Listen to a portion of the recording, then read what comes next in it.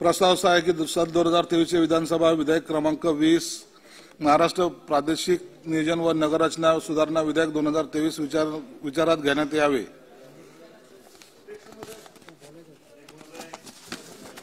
अध्यक्ष महोदय प्रस्ताव असा आहे की सन 2023 चे विधेयक क्रमांक 20 विचारात घेण्यात यावे। कुणाला बोलू? हे विधेयक अतिशय योग्य आहे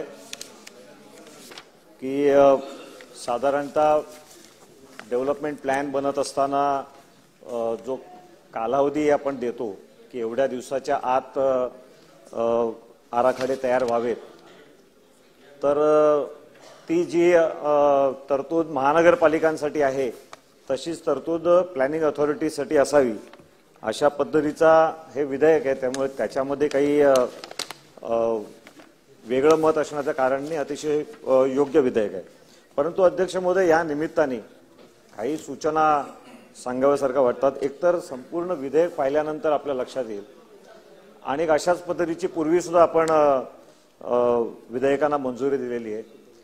काय होतं आहे नगरविकास खात्याकडून की प्रशासनाला ज्यात पाहिजे त्या बाबतीतले बदल हे प्रशासन आपल्या समोर आणतं, आपण त्यांना मदती करतो।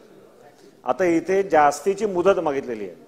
मूळ कायदा काय सांगतो की 6 महिन्याच्या आत ड्राफ्ट आराखडा तयार व्हायला पाहिजे आणि 1 कोटीपेक्षा कमी जर का लोकसंख्या असेल त्या महापालिकेमध्ये तर 12 महिन्याची मुदतवाढ आपण देऊ शकतो किंवा 1 कोटीपेक्षा अधिक मोठ्या लोकसंख्येची असेल तर 24 महिने देऊ शकतो।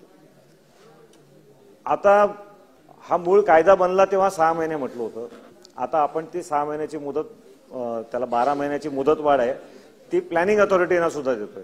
आता प्लॅनिंग अथॉरिटी खूप स्पेसिफिक काम घेऊन बसतात, त्यांच्याकडे काही जसं महानगरपालिकांकडे अनेक विषय असतात, अनेक जबाबदाऱ्या असतात, तसं काही प्लॅनिंग अथॉरिटीचं नसतं। दुसरी गोष्ट ही की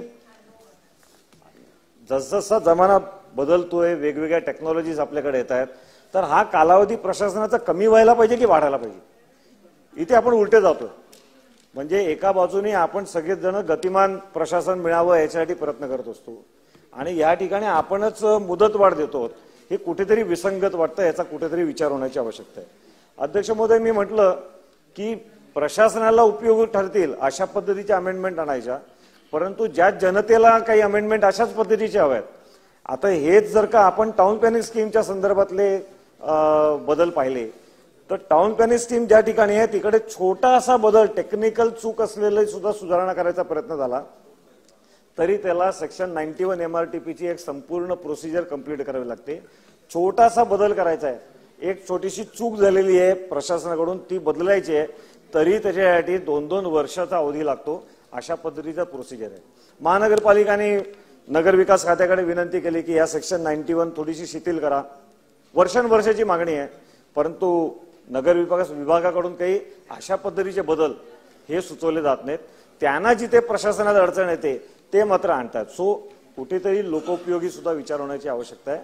सेक्शन 91 सारख्या अनेक मागण्या महानगरपालिकांच्या आहेत, अनेक महानगरपालिकांमधून टाउन प्लॅनिंग स्कीमच्या व्हेरिएशन्सचे प्रस्ताव हे नगरविकास खात्याकडे पाठवलेले आहेत, ते अडकलेले आहेत, तेही टाइम बाउंड आहेत परंतु तेही अडकलेले आहेत। तर या सगळ्याचा कुठेतरी विचार हा जसं प्रशासन स्वतःच्या कार्यपद्धतीसाठी नवीन नवीन अमेंडमेंट्स आणते। अध्यक्ष महोदय, मागे आपण सेक्शन 126 MRTP याचा जो मूळ 6 महिन्याचा मुदत होती ती मुदतवाढ देऊन आपण 2 वर्ष केली, म्हणजे कुठेतरी आपण प्रशासकीय कामांना त्यांचा जो टाइम बाउंड आहे तो मुदतवाढ देत चाललेलो आहोत। खरं तर कमी वेळ मागितला पाहिजे प्रशासनाने। अध्यक्ष महोदय, अजून एक मुद्दा, एक शेवटचा मुद्दा या ठिकाणी मांडतो की जसं प्लॅनिंग अथॉरिटीसाठी महानगरपालिकेला जर का मुदतवाढ मिळू शकते तर प्लॅनिंग अथॉरिटीना सुद्धा मिळावी, यासाठीचा हे विधेयक आहे। प्लॅनिंग अथॉरिटी काय गडबड करतात, म्हणजे हे तर ठीक आहे, 26 मध्ये आपण सेक्शन 26 अंतर्गत नवीन डेव्हलपमेंट प्लॅन बनवण्याचा एक उद्देश जाहीर करतो आणि करत करत सेक्शन 30 याच्या अंतर्गत तो ड्राफ्ट तयार होतो। अध्यक्ष महोदय, मुंबई शहरामध्ये मुंबई शहराच्या मूळ विकास आराखड्यातून 802 हेक्टरची जागा आपण बाजूला काढली, जी विमानतळाच्या जमिनी आहेत, विमानतळाच्या मालकीच्या जमिनी आहेत. आणि या विमानतळ प्राधिकरणाच्या मालकीच्या जमिनींसाठी आपण एक स्वतंत्र विकास आराखडा तयार केला, छत्रपती शिवाजी आंतरराष्ट्रीय विमानतळ परिसर विकास आराखडा. आता हा विकास आराखडा मंजूर होत असताना काही गडबडी त्यांनी MMRDA ठेवल्या की ह्या कंप्लीट करायच्या नाहीत, या दाखवायच्याही नाहीत. 802 हेक्टर पैकी 82 हेक्टर जमीन म्हणजे जवळजवळ 200 एकरपेक्षा जास्ती एवढी जमीन आपण एक्सक्लुडेड पोर्शन म्हणून ठेवली. त्याचा कुठलाही निर्णय घेतला नाही आणि त्याचा कुठलाही निर्णय घ्यायचा नाही यासाठी इंटरिम डेव्हलपमेंट प्लॅन आपण मंजूर केला. म्हणजे सेक्शन 30 मध्ये आज आपण मुदतवाढ मागतोय की 6 महिन्याच्या ऐवजी आम्हाला 1 वर्ष म्हणजे आणखीन 1 वर्ष अशी मुदतवाढ द्या. परंतु छत्रपती शिवाजी आंतरराष्ट्रीय एअरपोर्ट परिसर यासाठीचा जो विकास आराखडा आहे हा तब्बल 10 वर्ष झाली, परंतु अजूनही इंटरिम विकास आराखडा आहे. म्हणजे सेक्शन 32च्या अंतर्गत एक इंटरिम डेव्हलपमेंट प्लॅन जो 6 महिन्यासाठी करता येतो. परंतु इंटरिम डेव्हलपमेंट प्लॅनच्या नावाखाली माझ्या मतदारसंघातला एक महत्वाचा भाग हा इंटरिम डेव्हलपमेंट प्लॅन याच्या अंतर्गतच अजूनही कितपत पडलेला आहे. 17 मे 2013 पासून त्याचा स्टेटस काय तर इंटरिम डेव्हलपमेंट प्लॅन आहे. याच्यामुळे नुकसान काय झालं तर या 82 हेक्टर जमिनीवर, या 200 एकर जमिनीवर सुमारे 80,000 झोपडपट्टी त्या ठिकाणी आहे.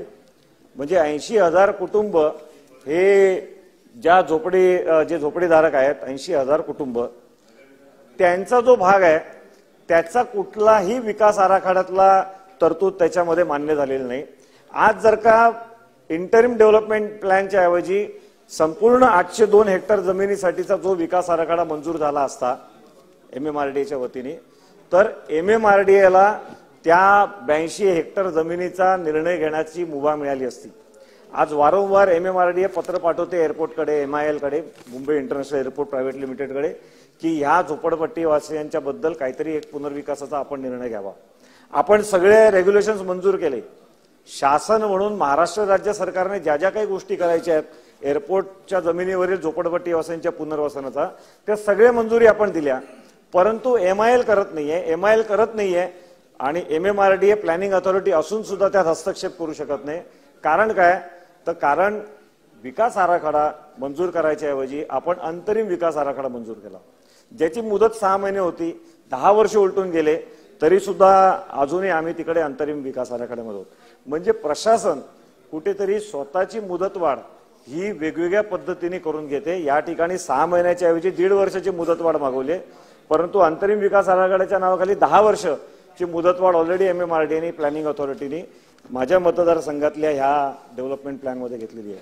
आणि त्यामुळे कुठेतरी अध्यक्ष महोदय, विकास व्यवस्थित होण्याच्या दृष्टिकोनातून त्यासाठीच आपण विकास आराखडे तयार करतो आणि ते विकास आराखड्यांना आपण एक टाइम बाउंड कायद्यामध्ये तरतूद दिलेली आहे की 6 महिन्याच्या आतमध्ये विकास आराखड्याचा ड्राफ्ट तयार व्हावा, पुढे अजून 1 वर्षाच्या आत तो ड्राफ्टला मंजुरी मिळावी वगैरे वगैरे. परंतु ही मुदतवाढ कुठेतरी विकासाच्या विरोधामध्ये जाते आहे, त्याची सुद्धा नोंद माननीय मंत्री महोदयांनी घ्यावी. आणि या निमित्ताने आपण उत्तर द्याल तेव्हा मला ह्या 2 गोष्टींचं की सेक्शन 91 साठी अशाच पद्धतीच्या सुधारणा या कधी येतील याचं उत्तर माननीय मंत्री महोदयांनी द्यावं. आणि त्याचबरोबर CSIA छत्रपती शिवाजी आंतरराष्ट्रीय विमानतळ परिसराचा जो अंतरिम विकास आराखडा आहे त्याला फायनल डेव्हलपमेंट प्लॅनच्या स्वरूपामध्ये कधी मान्यता मिळेल याची कृपया शासनाने उत्तर द्यावं. धन्यवाद.